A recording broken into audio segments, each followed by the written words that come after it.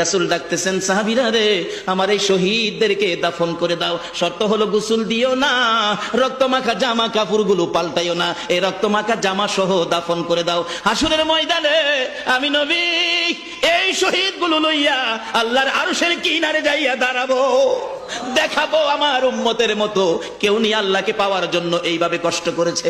এবার দাফনের কাজ শুরু হলে কিতাব লেখে 69 জনের দাফন শেষ। 70-এর মাথায় আসওয়াদ দূরে পড়ে আছে।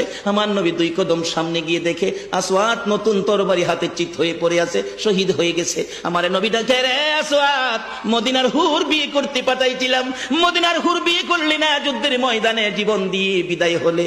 আসওয়াদ রে, নতুন তরবারিটা হাতে রে। আসওয়াদ একজন সাহাবী বলেন, হুজুর বিয়ের বাজার করতে এসে আপনি যুদ্ধে গেছেন, খবর পাইয়া বিয়ের বাজারে টাকা দিয়ে যুদ্ধের বাজার করেছে, আসওয়াদ শহীদ হয়েছে। আমার নবী ডাকে, মাবুদ, আমার আসওয়াদকে তুমি কি দিবা গো আল্লাহ?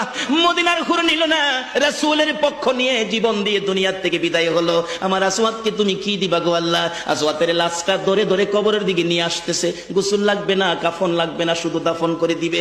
আমার নবী আসওয়াদের কবরের পাশে দাঁড়াইয়া মুস্কি মুস্কি হাসতেছেন। সাহাবীরা আরজ করেন, ইয়া রাসূলুল্লাহ, এই কবরের পাশে হাসতেছেন কেন, ব্যাপার কি? আমার নবী বলেন, সাহাবীরা রে, আমি যা দেখি তোমরা তা দেখো না রে। সাহাবীরা, হুজুর কি দেখে হাসছেন জানতে চাই। সাহাবীরা, আমার আসওয়াদ মদিনার হুর বিয়ে করতে যাইয়া যুদ্ধের খবর শুনে বিয়ের বাজারের টাকা দিয়ে যুদ্ধের বাজার করে জীবন দিয়ে কবরে রওনা হয়েছে।